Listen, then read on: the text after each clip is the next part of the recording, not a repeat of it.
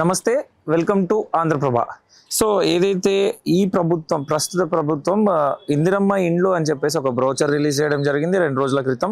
And దానికి సంబంధించిన విధి విధానాలను కూడా రిలీజ్ చేయడం జరిగింది. ఎవరైతే బెనిఫిషియర్స్ ఉంటారో వాళ్ళు ఖచ్చితంగా ఒక 6 లక్షలు పేమెంట్ చేయాల్సి ఉంటుంది గవర్నమెంట్కి. 5 లక్షలు గవర్నమెంట్ తరఫున వాళ్ళకి సబ్సిడీగా లభిస్తుందని కూడా ఆ బ్రోచర్లు కానీ ఆ రోజు రిలీజ్ చేసిన దాంట్లో కానీ మనకందరికీ తెలుస్తున్న విషయం. అండ్ సేమ్ టైం గత ప్రభుత్వం ఏదైతే ఉందో గత ప్రభుత్వం దాదాపు హైదరాబాద్ వ్యాప్తంగా ఒక 1,00,000 ఇళ్ళ వరకు నిర్మించినామని చెప్పేసి వాళ్ళు చెప్పినారు. అండ్ దాదాపు ఆల్మోస్ట్ ఒక 60 నుంచి 70 వేల ఇళ్ళను కూడా ఏదైతే బెనిఫిషియర్స్ ఉన్నారో వాళ్ళందరికీ పేదలకు కూడా అందించడం జరిగింది.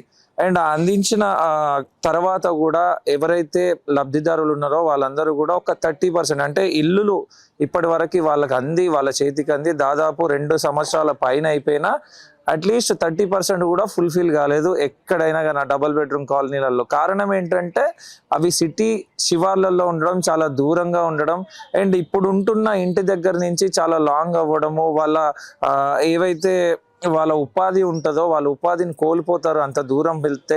అండ్ వాళ్ళ డ్యూటీలు కూడా చాలా దూరం అవుతాయి. కాబట్టి ఆ ఇల్లు కావాలా, డ్యూటీ కావాలా అంటే డ్యూటీ లేనిది మనం బ్రతకలేము అన్న పరిస్థితులలో ఏదైతే బెనిఫిషియర్స్ అందరూ కూడా ఆలోచించాల్సిన పరిస్థితి వస్తుంది వాళ్ళకి. అండ్ దాని ద్వారానే వాళ్ళు ఇప్పటి వరకు కూడా ఆ ఇళ్లలోకి చేరుకోలేదు, ఆ ఇళ్లలో కూడా లేరు.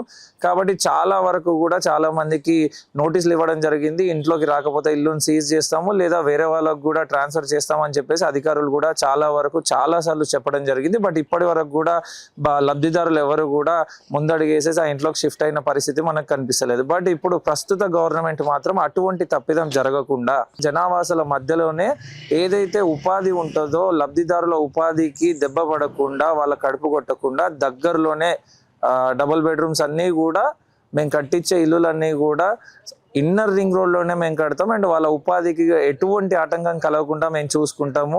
అండ్ వాళ్ళు నిర్భయంగా ఆ ఇంట్లో ఉంటూ వాళ్ళ పని చేస్తూ వాళ్ళ ఉపాధిని సంపాదించుకోవచ్చు అని చెప్పేసి కూడా గవర్నమెంట్ ఈరోజు పెట్టిన ప్రెస్ మీట్లో చెప్పడం జరిగింది. బట్ ఏది ఏమైనా చూడాలి గవర్నమెంట్ ఏం చేస్తుంది, ఎంతవరకు సక్సెస్ అవుతుంది దాంట్లో. అండ్ ఎవరైతే బెనిఫిషియర్స్ ఉంటారో వాళ్ళందరూ కూడా ఎంత సాటిస్ఫై అవుతారు.